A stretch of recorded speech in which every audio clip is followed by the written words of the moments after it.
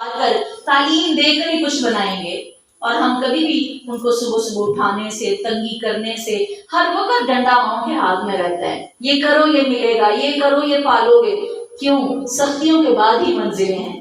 ہمیں تو سمجھ آ گئی اس قانون کی۔ وہ میرا مالک جس نے مجھے اور آپ کو ڈنڈے سے، علم کے ڈنڈے سے ہانکا ہوا ہے، اس کی یہ بات ہمیں سمجھ میں کیوں نہیں آتی؟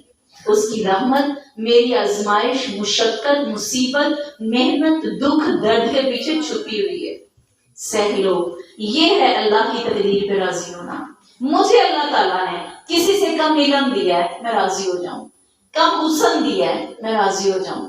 اللہ کی عطا ہے نا، اس کی تقسیم ہے نا۔ کبھی کسی نبی نے دوسرے نبی پر فضیلت پانے کی کوشش نہیں۔ حضرت عیسیٰ نے دعا کی، اللہ اپنے نبی کی امت میں مجھے شامل کر دینا۔ ہر نبی نے دعا کی، اللہ مجھے، ہر نبی دوسرے نبی کے ساتھ اتنی خوش اسلوبی اور محبت سے پیش آتا، ہر نبی دوسرے نبی کے درجے کو قبول کرتا۔ اللہ نے نبی معراج کیا تھا، 7 آسمانوں پر گئے، ہر نبی نے آپ کو تسلیم کیا، مانا، کیونکہ وہ اپنی زندگی میں تسلیم کر چکے تھے، آپ کی سرداری اور امامت کو قبول کر چکے تھے، اور آخرت میں بھی ہر بندہ وہی قبول کرے گا جو وہ یہاں قبول کر چکا ہے۔ جانتے ہیں قرآن بار بار ایک بات واضح کرتا ہے، قرآن کہتا ہے قیامت کے دن جب میرے بندے اللہ کے سامنے حاضر ہوں گے، وَلَا خَوْفٌ عَلَيْهِمْ وَلَا هُمْ يَحْزَنُونَ، ان پر کوئی خوف نہیں ہوگا، نہ وہ غمگین ہوں گے۔ اس دن کی ہڑبوں، اس دن کی مصیبت تو نور کی طرح، آپ نے فرمایا اس دن روٹی کی طرح، سرخ آسمان چمڑے کی طرح، جیسے آگ پہ رکھی روٹی ہو چکی ہوتی ہے، یہ زمین ایسی ہو چکی ہوگی، سورج سوا نیزے پر ہوگا۔ اس دن انسان اپنے پسینے میں سر سے پاؤں تک ڈوبا ہوگا۔ اللہ کہتے ہیں میرے بندے، نہ کوئی خوف ہوگا نہ غم ہوگا۔ وہ کون لوگ ہوں گے؟ جن کو یہاں پہ اللہ کی تقدیر پہ راضی ہونا، اس کی رحمان کی رحیمیت کی سمجھ آئے نہ آئے، قبول کر لینا۔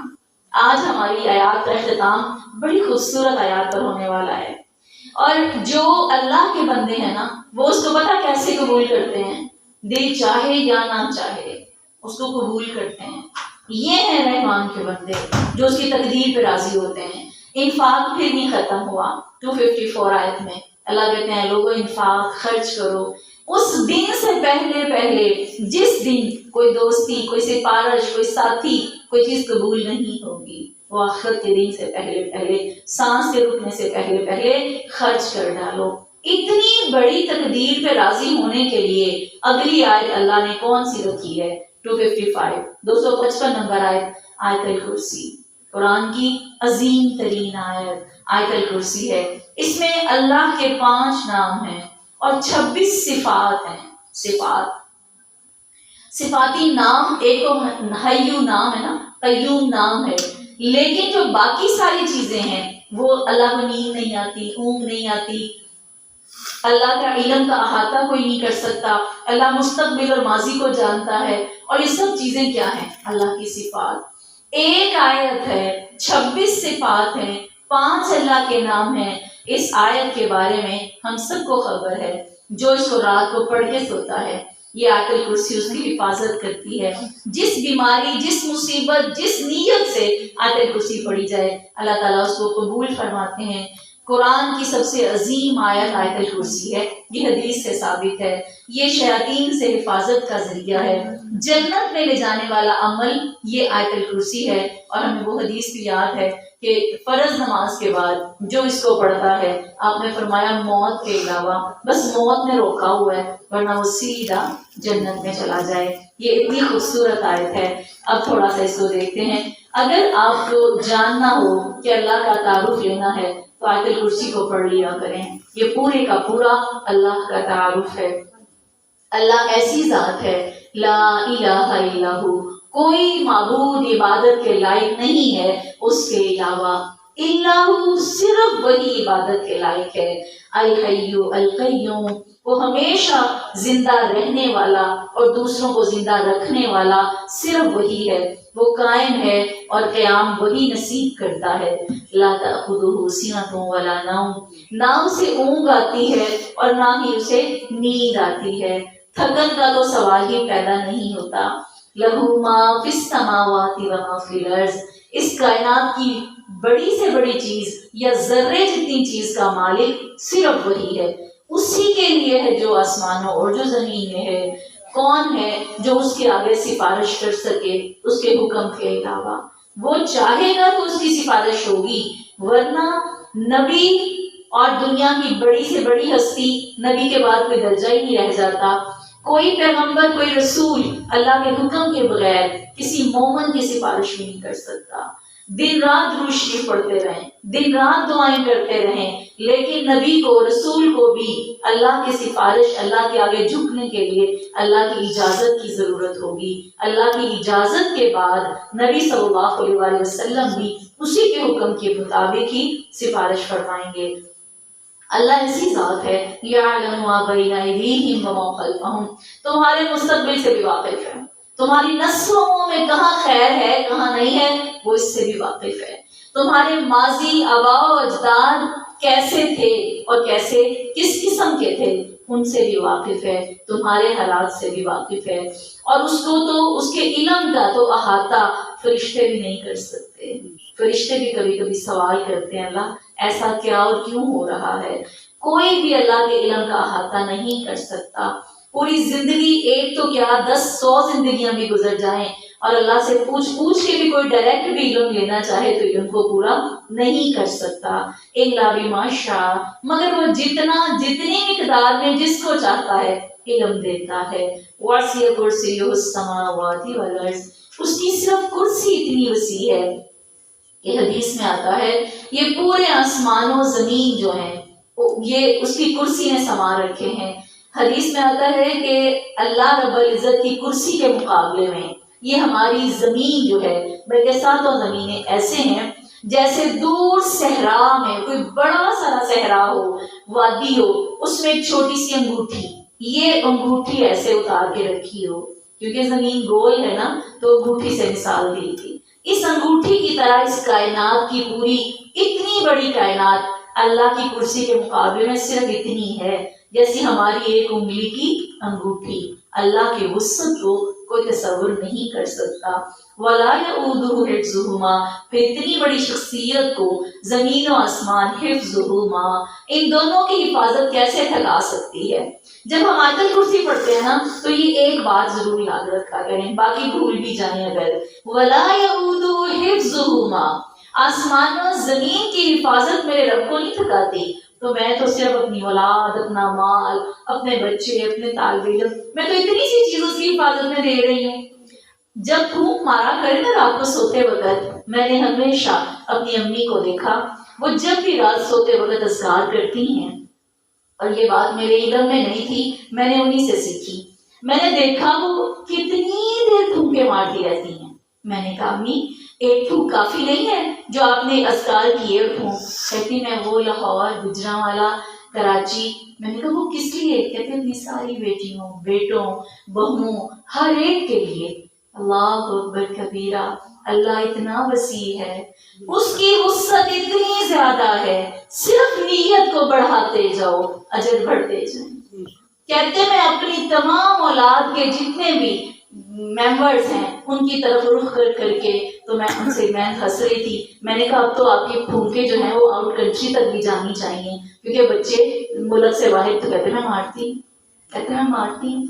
اس کے بعد میں نے پھر یہ کیا کہ جہاں جہاں جو مجھے یاد آئے جب رات کو تو پھونکے اس طرح سے مارنے، صرف نیت کو بڑھانا ہے۔ تو یہ سوچا کریں وَلَا يَئُودُهُ حِفْظُهُمَا، اللہ تجھے پورے زمین و آسمان کی حفاظت نہیں تھکاتی تو کیسے میں تیرے سپرد اگر کروڑ چیز بھی کر دوں تو تھک ہی نہیں سکتا، تو ان سب کی حفاظت کر ڈالے گا، اور کیوں نہ کر ڈالے گا۔ وَهُوَ الْعَلِيُّ الْعَظِيمُ، بلند بھی ہے، عظمت والا بھی ہے، لہٰذا ہر چیز کو اس نے سما رکھا ہے۔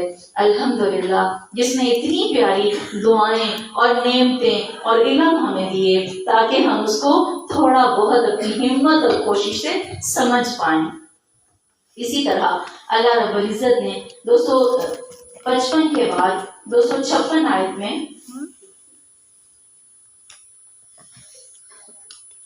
اپنے ایمان کا ذکر کیا کہ جو لوگ ایمان لے کر آتے ہیں وہ اللہ کے ساتھی اور اللہ کے ولی بن جاتے ہیں، اور وہ اللہ کا مضبوط کڑا تھام لیتے ہیں۔ اور اللہ کا مضبوط کڑا کیا ہے؟ قرآن کا علم۔ اللہ کہتے ہیں پھر ان کو اندھیروں سے نکال کر اللہ خود ہی روشنی میں لے جاتا ہے۔ اور جو اللہ کے دشمن بن جاتے ہیں، اللہ تعالیٰ ان کو اندھیروں سے روشنی میں نہیں لاتا، وہ شیطان کے ساتھی بن جاتے ہیں اور شیطان ان کو اندھیروں کی طرف لے جاتا ہے۔ آیت نمبر 258 میں اللہ فرماتے ہیں حضرت ابراہیم کا واقعہ اور نمرود کا واقعہ بیان کیا گیا ہے۔ جو نمرود حضرت ابراہیم سے جھگڑا کرتا ہے اور حضرت ابراہیم اس کو دلائل دیتے ہیں۔ اس کے بعد حضرت عزیر کا ذکر ہے۔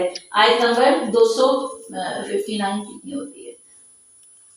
259 میں اللہ فرماتے ہیں کہ حضرت عزیر تھے، انہوں نے اللہ سے حیران ہو کر کہا اللہ تو مردے کو کیسے زندہ کرے گا؟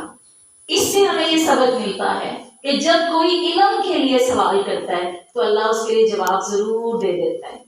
جب کوئی جھگڑے کے لیے اور حجت بنا کر اللہ سے بحث کرنے کے لیے سوال کرتا ہے، اللہ اس کو جواب نہیں دیتا۔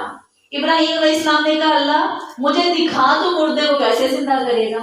اللہ کہتے ہیں اولم تؤمن، اے ابراہیم کیا تو ایمان نہیں لایا؟ کہا بلا کیوں نہیں، میں ایمان لایا، ولکن لیطمئن قلبی، تاکہ میرا دل مطمئن ہو جائے، میں عین الیقین پا لوں۔ اگر کوئی یہ سفر بھی کرنا چاہتا ہے نا تو اللہ وہ بھی کروا دیتا ہے۔ جب انسان پہلے قدم میں سچا ہوتا ہے اللہ دوسرا اٹھوا دیتا ہے، دوسرے میں سچا ہوتا ہے تیسرا، چوتھا، پانچواں، اللہ ساری منزلیں پار کرو۔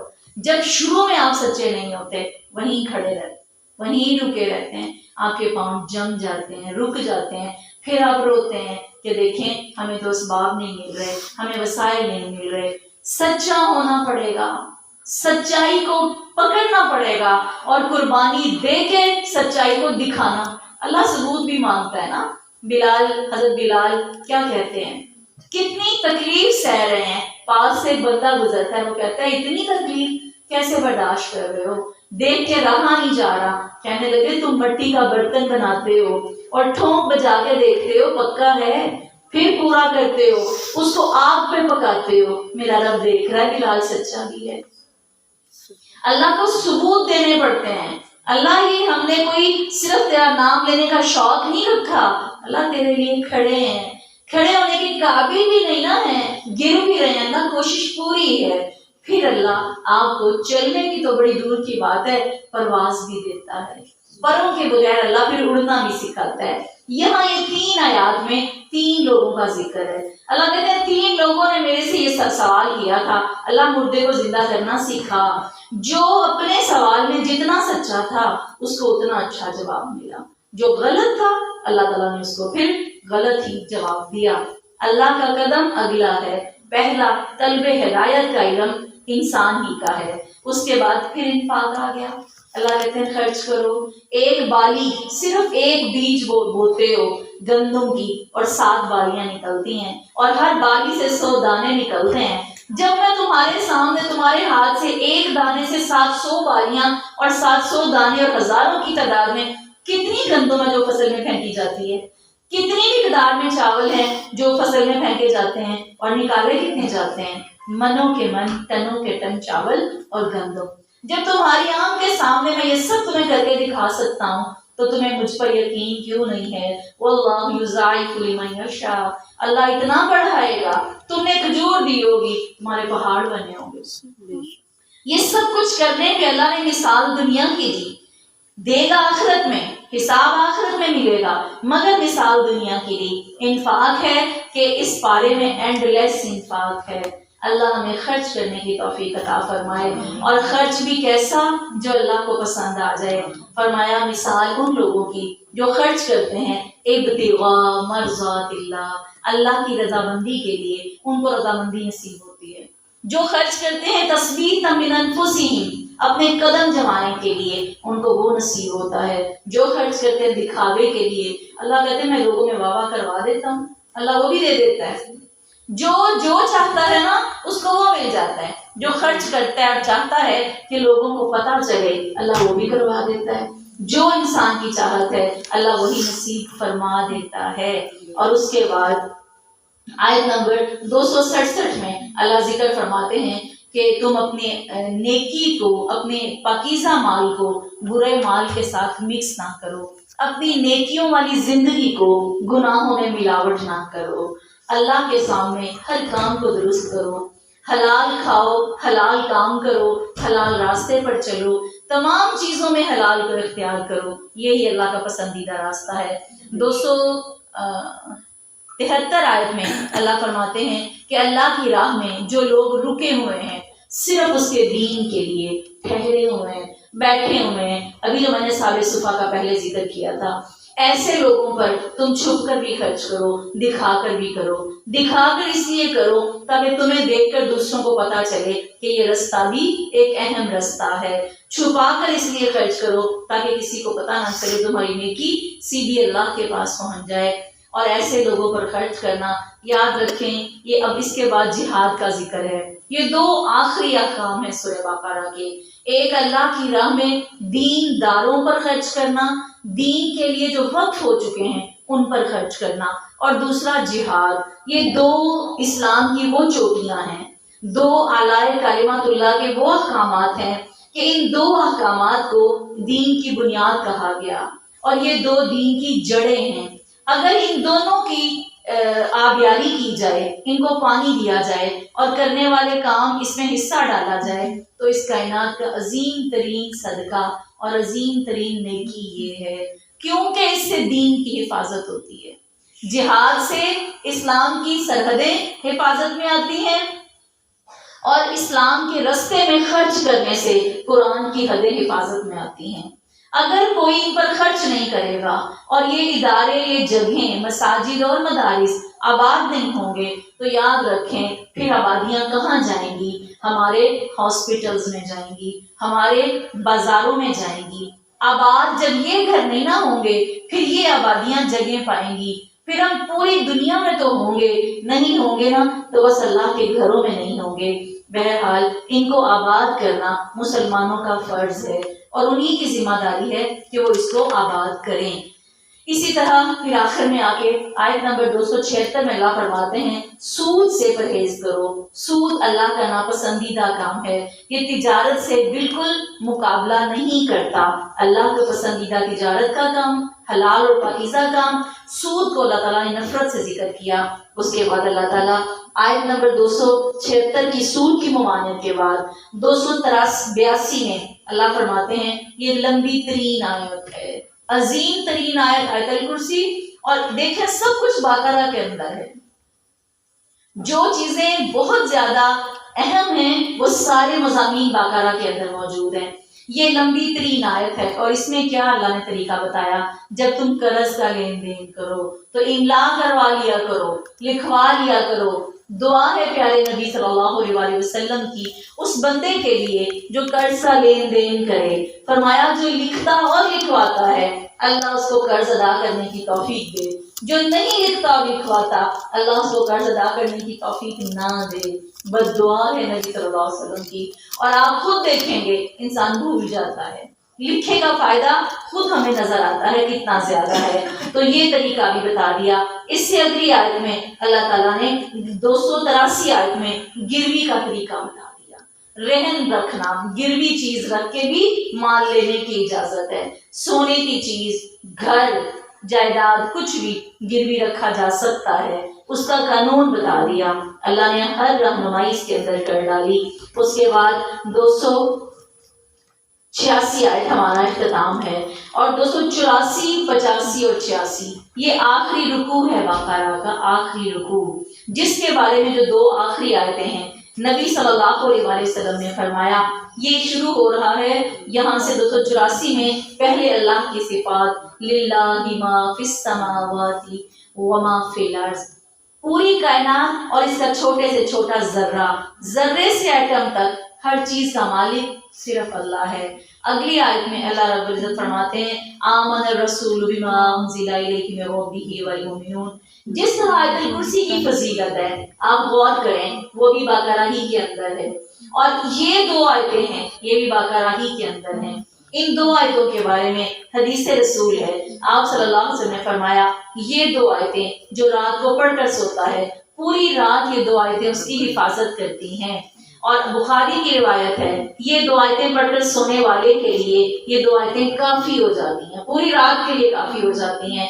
آپ صلی اللہ علیہ وسلم نے فرمایا ان کے اترنے کے وقت آسمان کے دروازے کھول دیے گئے تھے، اور یہ جنت کے خزانوں میں سے عرش کے نیچے خزانوں میں سے اللہ کے نبی صلی اللہ علیہ وسلم نے فرمایا یہ مجھے ملی ہیں، جو اس سے پہلے کسی بھی نبی کو اللہ نے نصیب نہیں کی۔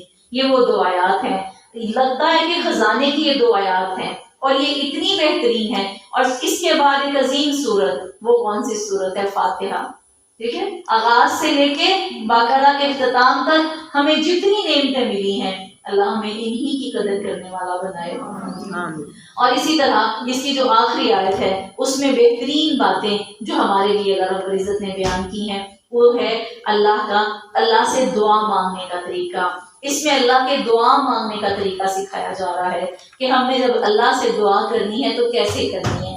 سب سے پہلے ربنا، یہ اللہ کی وہ صفت ہے جب اس سے اللہ کو پکارا جاتا ہے، اللہم یا ربنا، یہ 2 میں سے ایک اور ویسے دونوں کو ملا لیا جائے تو بہترین دعا کا جو ہے اللہ سے اظہار ہوتا ہے۔ اللہم اور ربنا کہہ کر اللہ سے مانگا جائے، اس میں انسان اپنی عاجزی پیش کر رہا ہے اور اپنی ناقص طاقت کا ذکر کر رہا ہے۔ یہ سارا طریقہ اللہ نے خود سکھایا۔ انسان پہلے اس میں اقرار کرتا ہے اللہ تیرے اوپر ایمان، تیرے سارے نبیوں پر ایمان، جب جہاں جہاں آئے، جتنے ہی کتابیں ہیں جو آسمان سے اتر چکی ہیں قرآن تک، 104 کتابیں ہیں، 100 صحیفے ہیں اور 4 بڑی کتابیں ہیں، کل 104 کتابیں آسمان سے اتر چکی ہیں۔ 100 صحیفے کہلاتے ہیں، ان کو کتاب نہیں کہا جاتا، اس میں چھوٹی چھوٹی ہدایات تھیں، اور 4 صحیفے، ہم ان 104 پر ایمان لاتے ہیں، بما انزل الیہ من ربہ، لیکن جو اللہ کی طرف سے ہیں ان سب پر ایمان لاتے ہیں۔ ایمان کا پہلے اقرار، پھر اس کی کتابوں پر اقرار، پھر اس کے رسولوں پر اقرار، پھر ان میں سے کسی میں ہم فرق نہیں کرتے۔ اللہ نے درجات دیے، کوئی کلیم اللہ، کوئی خلیل اللہ، اللہ نے درجات دیے، کوئی ذبیح اللہ، مگر ہم فرق نہیں کرتے۔ ہم نہیں کہہ سکتے، نبی صلی اللہ علیہ وسلم منع فرمایا، آپ نے فرمایا کوئی آپ میں سے مجھے موسیٰ پر فوقیت نہ دے۔ آپ امام ہیں، اللہ نے بنایا، ہم تسلیم کرتے ہیں، مگر ہم یہ نہیں کہہ سکتے کہ آپ کو تو موسیٰ پر بڑی فضیلت ہے، نعوذ باللہ، حضرت موسیٰ وہ ہو ہی نہیں سکتے جو نبی صلی اللہ علیہ وسلم۔ ہمیں اس طرح تقسیم کرنے کی اجازت نہیں دی گئی۔ یہ ہے نا اللہ پر ایمان، راضی ہو جاؤ، تو اتنا راضی اپنے آپ پر کیوں نہیں ہو جاتے؟ اپنے بہن بھائیوں کی تقسیم پر کیوں نہیں ہو جاتے؟ ایمان کا تو یہ حق تھا نا، وہ خوبی جو میری بہن کو دی اور مجھے نہیں دی، اللہ ہم تجھ پہ راضی ہیں۔ ہر چیز اسی سے جڑی ہے۔ ایمان کا حق یہ ہے کہ ٹاپ پر بھی اتنا ایمان ہو، ذرے پر بھی اتنا ایمان ہو۔ اللہ جس نبی کو تو نے جیسا نازل کیا، جس درجے جس حیثیت سے نازل کیا، ہم ایمان لاتے ہیں۔ وقالوا سمعنا واطعنا، اب ہم اس بات میں ہماری عاجزی بھی ہے اور اطاعت بھی ہے۔ غفرانک ربنا، اللہ میں معاف فرما دے۔ بہترین دعا معافی، بہترین دعا استغفار، وَإِلَيْكَ الْمَصِيرُ، پھر ہم اللہ سے کہتے ہیں اللہ ہمیں ایسا بوجھ نہ ڈالنا جس کی ہمیں وسعت نہ ہو، ہم اٹھا نہ سکیں۔ اللہ آزمائشیں تھوڑی، اللہ مصیبتیں تھوڑی، راضی بھی ہونا ہے جو مصیبتیں آ جائیں، آزمائشوں پہ راضی بھی ہونا ہے، لیکن یہ نہیں کبھی بھی کہنا کہ اللہ تو جو مرضی دے میں سہ لوں گی، میں تیری بندی ہوں۔ نہیں سہ سکتے، کمزور ہیں، اللہ سے لا یکلف اللہ نفسا الا، اللہ نہ دینا اس کی آزمائش میں۔ اور پھر لہا ما کسبت میں ہم کہہ رہے ہیں کہ پروردگار جو بھی کمائی ہے، یہ سب تنخواہ کس کے مطابق ملتی ہے؟ ہر بندے کو اس کی ڈیوٹی کے مطابق، محنت کے مطابق۔ یہ کہاں کا انصاف ہے؟ انجینئر کی تنخواہ 10 لاکھ کے بھی برابر ہوتی ہے، 2 لاکھ بھی ہوتی ہے، اور دیہڑی دار مزدور سارا دن محنت کرتا ہے اور 10,000 ہی مہینے کا کماتا۔ ہمیں لگتا ہے نا کہ بے انصافی ہے، مگر یہ بے انصافی نہیں ہے۔ وہ آفس میں بیٹھ کے صرف پینسل چلا رہا ہے، لاکھوں کما رہا ہے، اسی کے اندر 1000 ورکر کام کر رہا ہے، اور 1000 ورکر کی اتنی تنخواہ نہیں ہے جتنی انجینئر کی آفس میں بیٹھے کی ہے۔ یہ اللہ کی تقسیم ہے، ان کے علم، ان کے اسٹرگل، ان کی محنت، ان کی کوشش کا نتیجہ ہے۔ جب لہامہ کا صبر ولی حامد کا صبر پڑھتے ہیں نا، تو دنیا میں تو ہم تسلیم کر لیتے ہیں، اللہ کی تقسیم کو کیوں نہیں مانتے؟ جب تنخواہ اس کے مطابق ہے، میرا اور آپ کا جنت کا درجہ بھی ہماری محنتوں کے، اس کی رضامندیوں کے مطابق ہی ہوگا۔ جو وہ چاہے، جس کے لیے فیصلہ کرے، وہ سراسر عدل کے فیصلے کرتا ہے، اس کے فیصلے میں کوئی کمی ہو ہی نہیں سکتی۔ جس طرح میں نے اور آپ نے اپنے ایک ہی بچے کو ٹاپ پر دیکھا تو قبول کر لیا، کسی کو بہت ہی کمتر بھی دیکھا تو قبول کر لیا، ایسے ہی جو میری ذات میں وہ فیصلے کرتا ہے اس کو بھی قبول کر لہا ما کسبت۔ جو کمائی کی نا، اللہ کہتے ہیں میں اسے وہی دوں گا۔ تم لوگ اس بات کے لیے حق نہیں رکھتے کہ اعتراض کرو، کوئی اعتراض نہیں اللہ پر۔ اللہ کسی کو تو اتنی شانیں دے دی اور کسی کے لیے کچھ بھی نہیں، اسی کی مرضیاں ہیں۔ ربنا لا تؤاخذنا، پھر آ جائے معافی پر۔ اللہ تو ہمیں پکڑ نہ کرنا، ان نسینا او اخطا، جان بوجھ کے بھی گناہ گار بڑے ہیں، ایسا نہیں ہے بھلا مجھے آپ کو نہیں پتا چوری کرنا گناہ ہے، رکتے نہیں، خدا کی قسم نہیں رک پاتے، بڑے کمزور ہیں۔ اللہ جان بوجھ کے بھی گناہ کرتے ہیں، ان کو بھی معاف کر دینا، کیونکہ گناہ چاہت سے نہیں کر رہے، بس انسان ہونے کے ناطے کمزور ہیں تو کر رہے ہیں۔ اللہ اگر ہم سے بھول ہو رہی ہے تب بھی ہم گناہ جن کا ہمیں پتہ ہی نہیں ہے، میں گزر رہی تھی اور میں نے سوچا بھی نہیں تھا کہ میرے لباس سے، میری بات سے کسی کا دل دکھ گیا، میں نے نہیں سوچا تھا، اللہ اس کی بھی معافی دے۔ جو جان بوجھ کے ہو رہے ہیں، جو اچانک سے ہو رہے ہیں، ربنا ولا تحمل علینا اصرا کما حملته علی الذین من قبلنا، اللہ تو یہود و نصارہ تھے، پچھلی امتیں تھیں، بنی اسرائیل، اتنے لوگوں نے جو بوجھ اٹھائے، جو مصیبتیں، جو عذاب، جو سزائیں ان پر آئیں، ہم پر کبھی نہ ڈالنا، کبھی کسی آزمائش میں نہ ڈالنا۔ ربنا ولا تحملنا ما لا طاقت لنا، اللہ اس دنیا میں جس کی طاقت نہیں ہے، بڑے بڑے کام، وہ امیدیں جو لوگ ہم سے لگا لیتے ہیں نہیں پوری کر سکتے، اللہ ایسی طاقت جس میں نہیں ہے اس کے بوجھ ہم پہ نہ ڈالنا۔ ایک انسان ہے، وہ بیٹی بھی ہے، بہو بھی ہے، بیوی بھی ہے، ماں بھی ہے، ہمسائی بھی ہے، رشتہ دار بھی ہے، کزن بھی، کم از کم 100 تعلق ہیں جو اس کو نبھانے ہیں، ہر رشتے میں برا نہیں اتر سکتا انسان۔ اللہ تو نہ گناہ لکھنا، لوگوں کو ان کی نظروں میں ہمیں معاف کر دینا، ایسی طاقت جو ہم میں نہیں ہے اللہ تو اس پر معافی دے دینا۔ واعف عنا واغفر لنا وارحمنا، اللہ تیرے رحمت کے بھی طلبگار ہیں، تیری بخشش کے بھی، تیری معافی کے بھی، اور کیوں نہ طلبگار ہوں، انت مولانا، کوئی ہے ہی نہیں ولی، کوئی تیرے جیسا دوست ہے ہی نہیں اس کائنات میں، کوئی اتنا اپنا ہی نہیں ہے جس سے گناہ کے ڈھیر لگا کے آ کے بھی مانگ لیں۔